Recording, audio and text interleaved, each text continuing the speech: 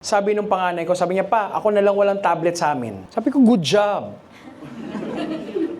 Ayaw mo nun, sabi ko, unique ka. Kami, you want something sa bahay, nung nagkaroon ng Netflix. Sabi niya, pa, Netflix tayo. O sige, hati-hati. Divided by 4. Gusto namin pizza, midnight snack, family thing namin yon. O, patak-patak. I teach them that meron kasama ka. Pumunta kaming Japan, di ba? I told you yesterday. O, sagot ko yung hotel, sagot ko yung pagkain, shopping nyo sa inyo na yan. You have 1 year to prepare. They did. So ngayon, whatever they bought, inisip ko na lang yung luggage na extra. Kasi alam ko mamimili sila.